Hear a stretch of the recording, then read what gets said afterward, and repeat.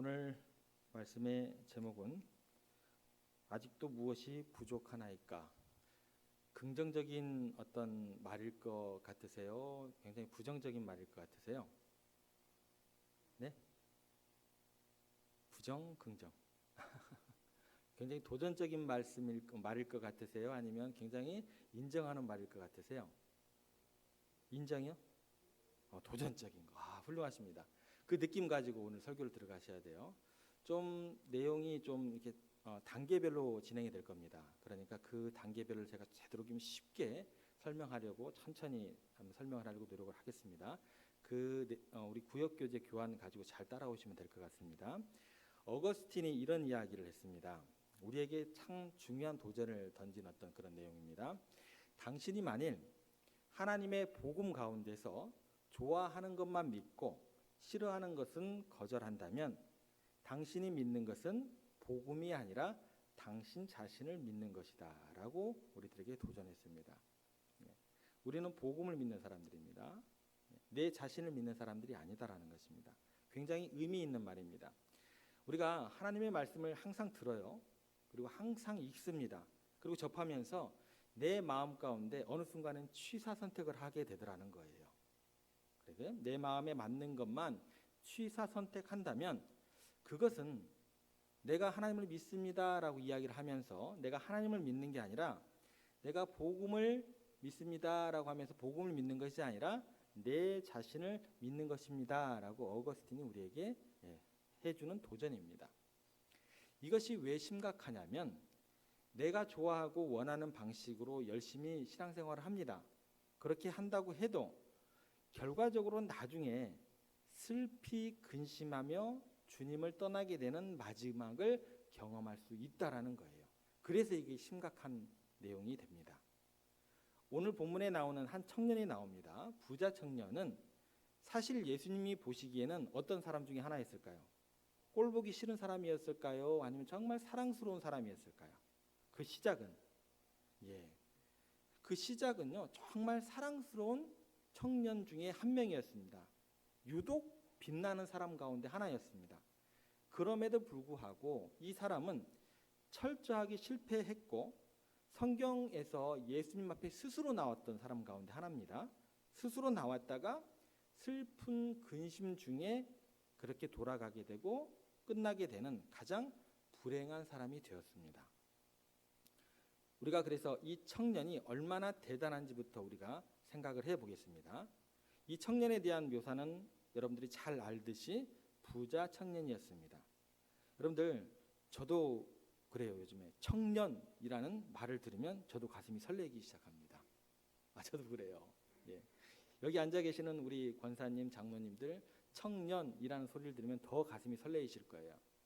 우리 대호만 빼고 그럴 것 같아요.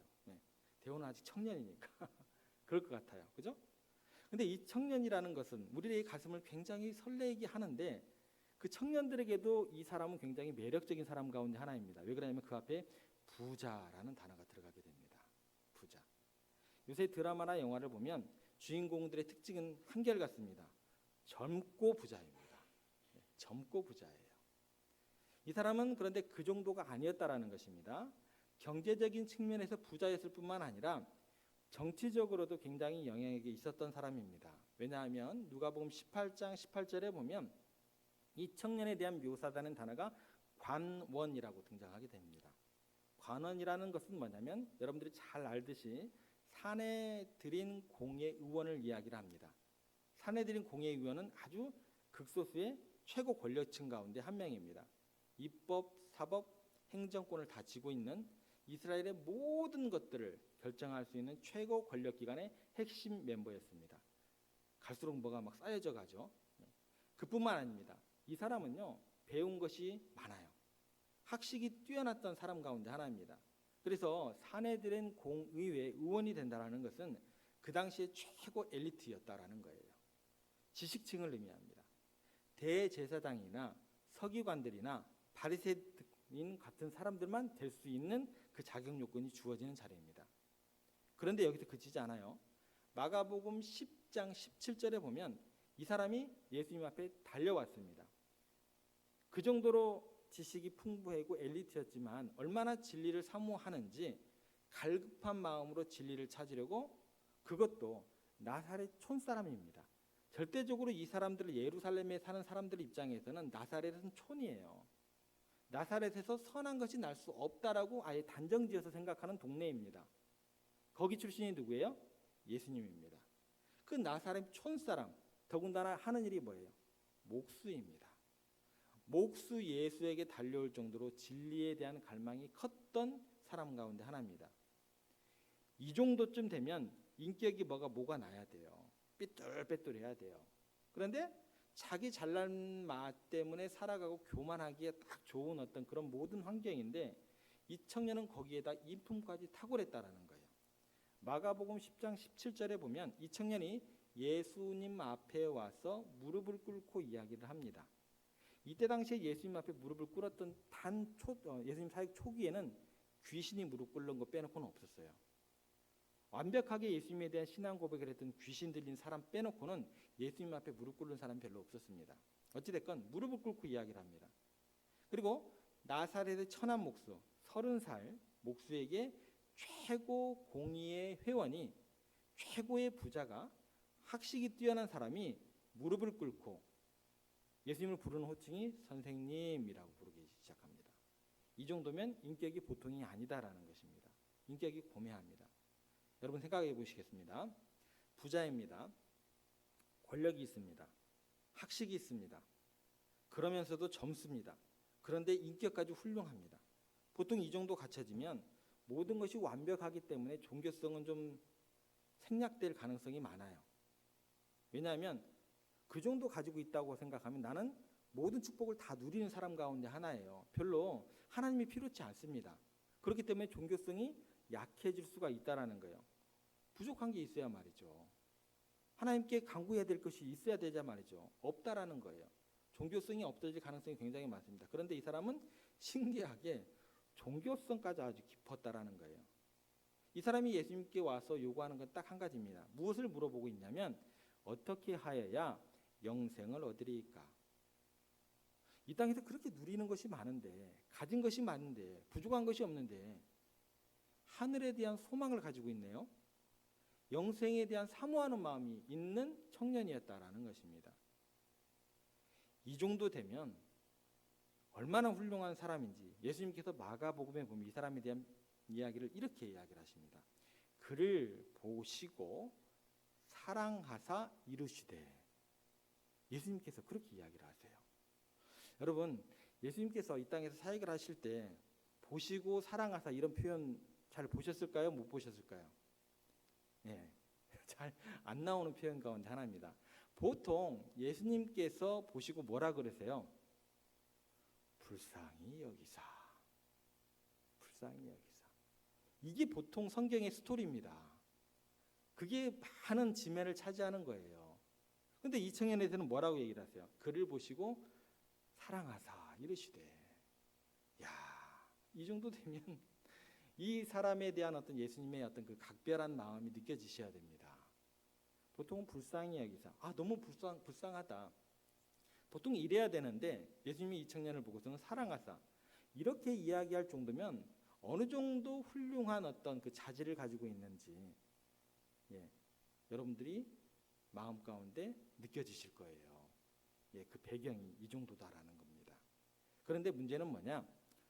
우리가 보기에도 너무나 완벽한 존재가 예수님 앞에 나와서 근심하며 돌아갔다는 사실이에요. 결과는 썩 좋지가 못합니다. 단정지어서 실패했다는 겁니다. 신앙인의 길을 완전히 비껴간 삶을 살게 되었다는 것입니다. 그래서 오늘 본문은 도대체 신앙이라는 게 뭔가? 인생에서 정말 주님 안에서 우리가 누릴 수 있는 행복, 성공이라는 게 뭘까? 그건 뭘까요? 근심으로 끝나는 인생이 아니라 행복한 즐거움으로 끝내는 인생이 되어야 된다는 것입니다. 그 본질적인 해답을 우리에게 제시해 주는 본문이다라는 거예요. 그래서 청년의 근심이 아니라 행복으로 이 진리의 말씀을 통해서 우리가 하나님의 축복을 누릴 수 있어야 된다라는 것입니다. 그러기 위해서 오늘 우리가 생각할 것은 이것입니다. 인간의 불완전성에 대해서 생각을 하셔야 돼요. 절대적으로. 우리는 불완전한 존재입니다 라는 걸 절대 잊으시면 안 됩니다. 다시 말해서 우리 자신에 대한 가치 평가가 나는 죄인입니다 라고 인정을 했을 때 비로소 기독교인이 되는 것입니다. 신앙의 첫 출발이 그때 가능하다라는 거예요. 오늘 이 본문을 보면 이 청년이 자기를 스스로 평가하고 인식하는 것하고 예수님이 이 청년을 평가하는 것하고 완전히 반대입니다. 극과 극의 평가를 하게 됩니다. 이 청년이 먼저 자기 자신에 대해서 어떻게 평가하는지 우리가 20절 말씀 한번 보겠습니다. 우리가 함께 읽겠습니다. 그 청년이 이르되 이 모든 것을 내가 지켰사온데 아직도 무엇이 부족하니까. 이 청년은 지금 자기 자신을 어떻게 평가하고 있느냐면 이 모든 것을 다 지켰습니다. 그리고 그 다음에 한 말이 뭐예요? 아직도 뭐가 부족하나이까. 이 말은 뭐예요? 부족한 것이 없다라는 거예요. 나는 완전한 사람입니다 라고 생각하고 있다라는 거예요. 이게 이제 심각한 문제의 발단이 됩니다. 그런데 예수님께서 그 청년에 대해서는 너 부족해 라고 정확하게 사실적인 어떤 언어를 쓰시면서 이야기를 합니다. 21절 앞에 나와 있는데요. 보시면 어떻게 되냐면 예수께서 이르시되, 그 다음에 뭐라고 나왔어요? 내가 온전하고자 할진대. 이게 무슨 말이에요? 너 착각하지 마. 너 온전함하고는 굉장히 거리가 있어. 너는 온전함에 대해서는 굉장히 거리감이 있고 먼 사람이야. 너 아직 멀었다 라는 표현을 하고 계세요. 여러분 생각은 어떠세요? 이 정도 청년이면 훌륭하지 않나요? 사실 이 청년들에 대한 이야기를 할 때 내 이야기하고 있네라는 표정의 사람들이 몇 명 정도 나올 수 있습니다. 근데 여러분들은 아니신데요. 내 자신이 하나님 앞에서 온전하다고 생각하시나요? 부족한 것이 없다고 생각하시나요? 하나님 말씀을 다 지켜 행했다라고 느껴지시나요? 그러면 안 돼요. 그러면 안 됩니다. 그러면 이제 심각해지는 거예요. 여러분, 예수님께서는 이 청년이 얼마나 부족한 존재이고 사람이 얼마나 한계에 부딪힐 수밖에 없는 존재인지 명확하게 깨닫게 해주십니다. 그래서 그 방법이 계명들을 지키라라는 말씀으로 시작합니다. 여기서부터 정신 같이 잘 따라오셔야 됩니다. 17절 말씀 한번 보겠습니다. 여기서부터 이제 단계가 올라가기 시작합니다. 17절 말씀 보시면 예수께서 이르시되 어찌하여 선한 일을 내게 묻느냐. 선한 이는 오직 한 분이시니라. 내가 생명에 들어가려면 계명들을 지키라. 여러분, 예수님께서 생명에 들어가려면 뭐를 지키라고 얘기를 하세요? 계명들을 지키라. 여러분들, 이 말 자체가 굉장히 이상한 말입니다. 왜 그런 줄 아세요? 원래 복음의 본질은 뭐예요? 믿음이에요. 계명이 아니에요. 괜찮으시죠? 이해되시죠? 원래 복음의 본질에서 이야기할 때 믿음에 대해서 이야기를 합니다. 계명은요, 율법은요 중요하지 않아요. 그런데 예수님께서 지금 이상한 말씀을 하고 계세요. 복음의 본질과 다른 것 같은 느낌이 들지 않으세요? 그 느낌이 들으셔야 돼요. 그래야 이 본문이 우리에게 이제 다가오기 시작합니다. 생명에 들어가려면 계명들을 지키라. 너가 생명에 들어가려면 믿어라. 그렇게 돼야 돼요. 그런데 왜 예수님께서는 다른 제자들에게 하지 않은 말씀, 다른 사람들에게 하지 않은 말씀, 계명들을 지키라고 하셨을까요? 이 질문에 답을 해야 됩니다. 생명에 들어가겠다고 영생을 얻는 방법을 물어봤는데 계명을 왜 지키라고 하셨을까요? 그것은 뭐냐면 지금 그 청년의 상태가 어떤지, 인간은 어떤 존재인지를 그 청년의 논리와 방법으로, 그 청년이 어떻게 하면 내가 계명을 완벽하게 지켰는데 라는 그 논리를 깨뜨리기를 원하시는 거예요.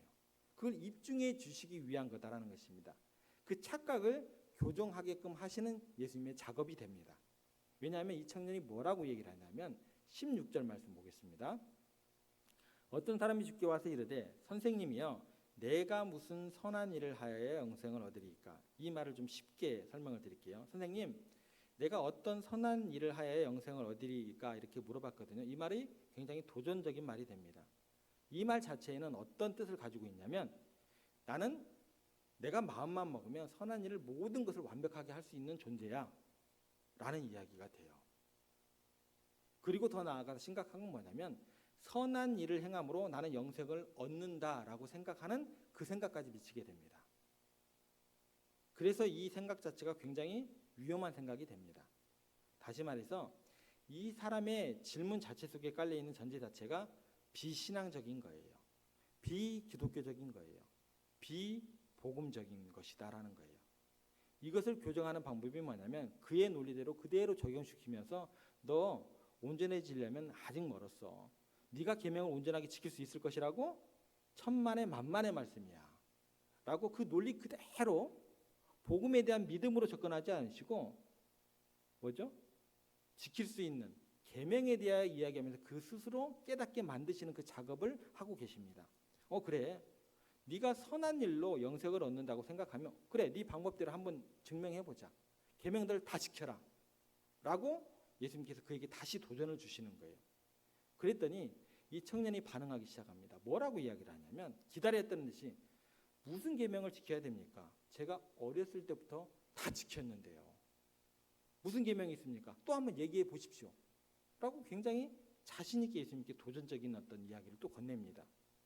그랬을 때 예수님께서 18절 19절에 이렇게 이야기를 하십니다.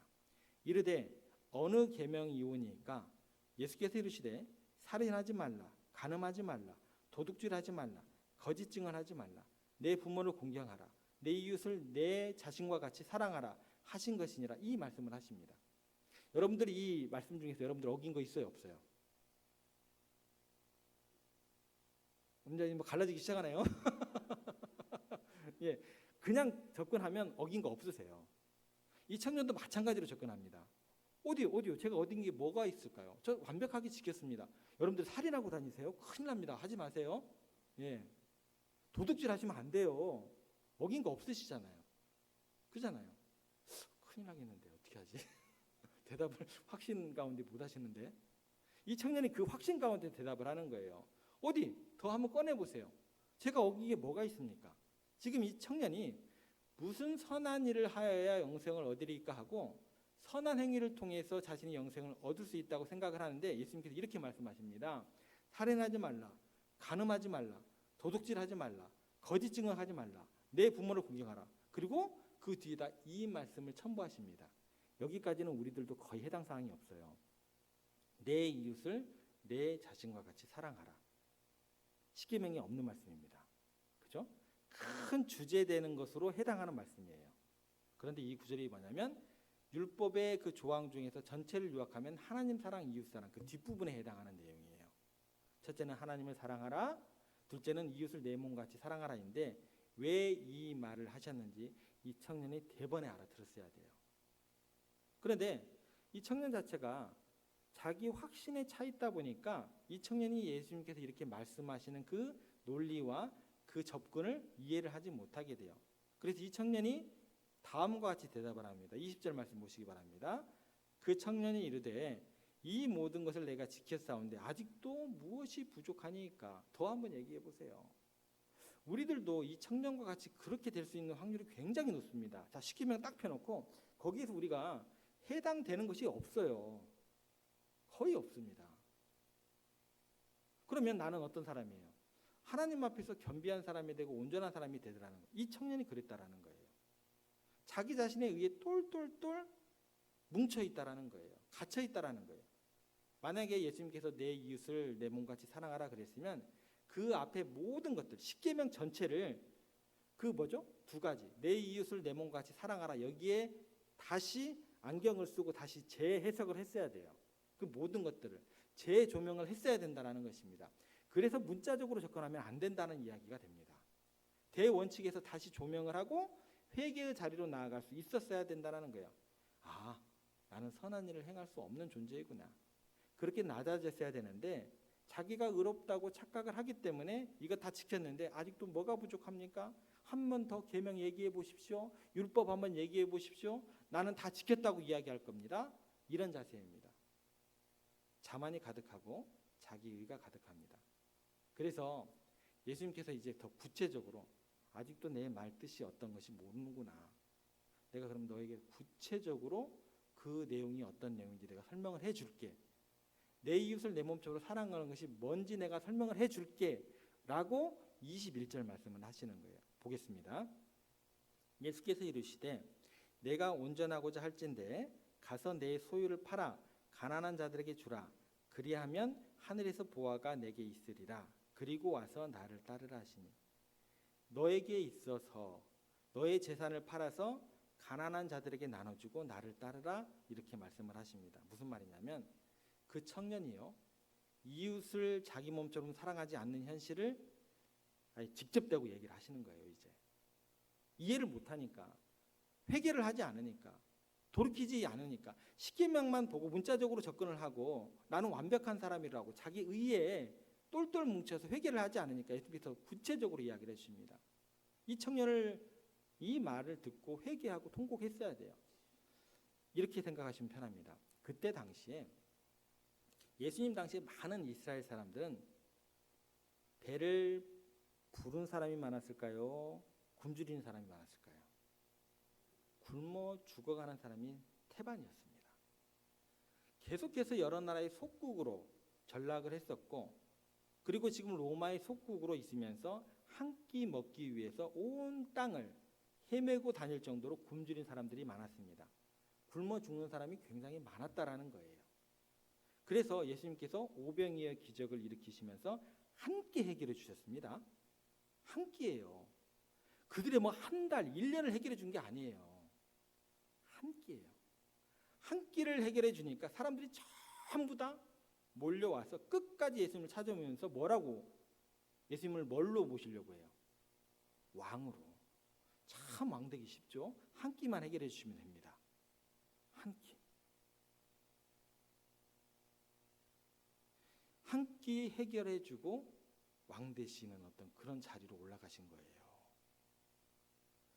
그 정도로 궁핍한 사람들이 가득한데 이웃을 내 몸처럼 사랑하는 계명을 자기가 지키고 있었다고 착각하는 거예요. 어디 더 얘기해 보세요. 내가 계명을 지키지 않는 것 한번 얘기해 보세요. 라고 이야기하고 있다라는 거예요. 그 부자가 재물을 다 가지고 있으면서도 자기는 자기 이웃을 몸처럼 사랑했다고 다 지켰습니다라고 이야기를 하니까 아니다. 네 가진 재산 다 팔아서 가난한 자들에게 나눠줘라. 그래야 진짜 네 이웃을 네 몸처럼 사랑하는 거 아니냐라고 직접 대고 이야기를 하고 계십니다. 여러분, 이 청년은 자기가 생각했던 영생을 얻는 방법, 어떤 선한 일을 하여야 영생을 얻습니까? 이 방법 그대로 자기에게 적용을 했습니다. 자기가 가장 자신했던 율법 지키는 것 때문에 그것 때문에 철저하게 실패를 하게 됩니다. 결과적으로는요. 결국은 얼마나 큰 죄를 짓게 되느냐? 그 많은 재물을 쌓아두고 옆에 굶어 죽어가는 동포가 있다는 것은 살인하지 말라는 계명을 범한 게 됩니다. 지금 자기 재산만 풀면 죽지 않는데 굶어 죽는 사람이 있으면 자기 재산을 풀지 않으면 그건 뭐가 돼요? 그건 살인이 되는 것입니다. 그게 살인이에요. 그게 살인이에요. 하나님께서 이 땅 가운데 창조하시고 난 다음에 보시기가 조금 부족했더라. 보시기가 부족했더라.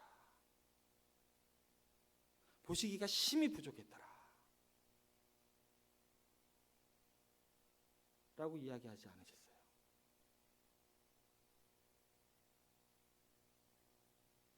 우리 하나님께서 세상을 그렇게 창조하지 않으셨거든요.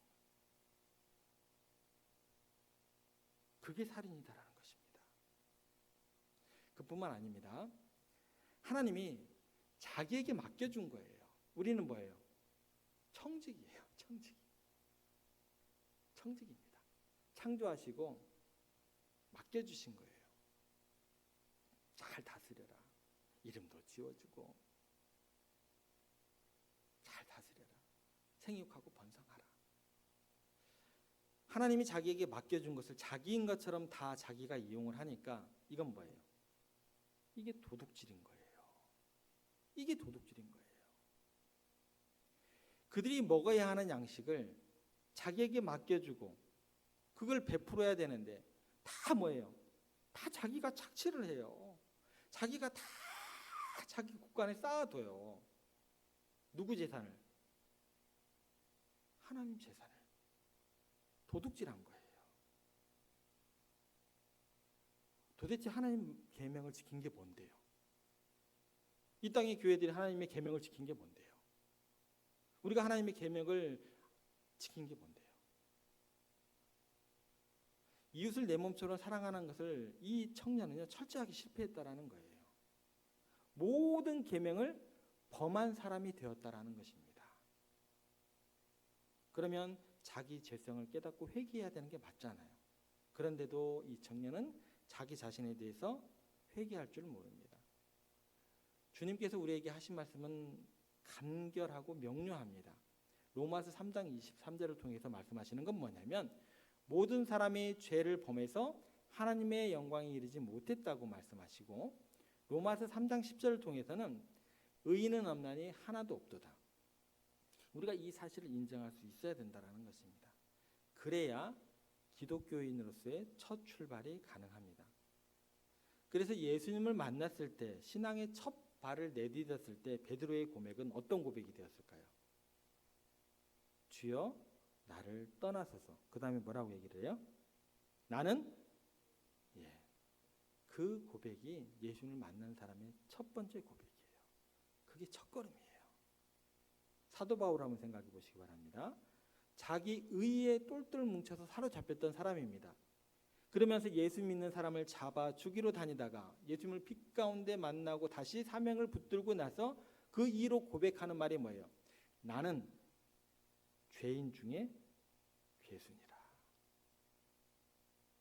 여러분, 우리가 예수님을 믿는다라는 것은 바로 이 고백이 가능할 때 가능한 거예요. 우리가 예수님이 필요한 이유는 내 힘과 내 의로 안 되기 때문에 예수님을 믿는 것입니다. 여러분 생각해 보세요. 한 번씩 뉴스에 나오는 어떤 그런 아픈 어떤 사고 소식이 있죠. 지하 갱도에 갇혀 있는 사람들 뉴스에 한 번씩 등장하게 되잖아요. 며칠 됐고 생존이 궁금하고 며칠 때 생존이 확인됐고 또 구출되었더라. 그 사람들이 구원받을 수 있는 유일한 길은 위로부터 구멍이 뚫려서 구원자가 내려와서 건져내는 길밖에 없어요. 모든 것이 막혀 있잖아요. 그 안에서 그들끼리 서로 선을 행하고 그 가운데 아무리 의를 쌓는다고 하고 좋은 일을 한다고 그 안에서 구원받을 길이 있을까요? 없어요. 그들은. 이와 마찬가지예요. 인간은 마치 죄의 깊은 웅덩이에 빠져 있는 것하고 똑같다라는 거예요. 구원자이신 예수님께서 나에게 오셔서 은혜를 베풀 때에만 가능한 거예요. 새로운 길이 뚫릴 때만 구원의 역사가 일어날 수 있다라는 것입니다. 내 의로는 절대적으로 내가 가진 갱도에서 땅 위로 올라갈 수 없다라는 거예요. 근데 우리는 그렇게 생각을 하더라는 거예요. 그래서 철저하게 기독교는 무슨 종교일까요? 은혜의 종교라는 거예요. 그것은 인간성이 죄로 가득하기 때문에 하나님의 은혜 없이는 구원받지 못한다라는 것입니다. 그래서 예수님께서 말씀하시기를 누구든지 나를 따라오려거든. 첫 번째가 뭐예요? 자기를 부인하고, 이거를 오늘 말씀으로 다시 바꿔드릴게요. 자기 죄를 인정하고 네 의를 부정하라는 거예요. 네 죄 인정하라는 거예요. 나를 따르라 말씀하고 계십니다. 이 고백이 은혜의 시작이 될 수밖에 없습니다. 이게 은혜의 시작이에요. 예수님은 우리를 구원하기 위해서 의인이면서 스스로 죄인처럼 십자가에 죽으셨습니다. 자기 자신을 제물로 내어주셨어요. 그렇다고 한다면 원래 죄인이고 남들은 알지 못하지만 절대로 스스로 죄를 부인할 수 없는 우리들이야말로 하나님 앞에 나올 때마다 다른 사람을 내가 대할 때마다 마음 깊이 우리가 가져야 될 고백은 뭐예요? 나는 죄인으로소이다. 그래서 성전에서 기도하는 그 사람들에 대해서 예수님께서 비유를 드시잖아요. 가슴을 치고 통곡하면서 나는 죄인으로소이다 라고 기도했던 그 세리의 기도, 그 기도가 가장 아름다운 기도라고 칭찬해 주시잖아요. 나는 죄인입니다. 나를 불쌍히 여기소서. 그 마음으로 나오는 게 당연한 것이고 하나님은 그런 사람들을 칭찬하시고 귀하게 여기신다라는 것입니다. 여러분, 꼭 우리가 신앙인으로서 주님의 그 큰 은혜를 받은 사람으로서 자기 자신에 대해 또 죄에 대한 깊은 자각과 그 자각을 통한 우리들 가운데 겸비한 마음, 겸손한 마음이 우리 가운데 흘러 넘쳐야 된다는 것입니다. 그렇게 하나님 앞에 나아갈 때에 하나님께서 우리를 귀하게 여기시고 그런 우리의 예배를 받아주시고 우리 세종교회를 통해 하나님께서 큰 역사를 우리 지역 가운데 또 열방 가운데 이루어 가실 줄 믿습니다. 그렇게 기대하시고 기도하는 저와 여러분들 되시기를 주님의 이름으로 부탁드립니다.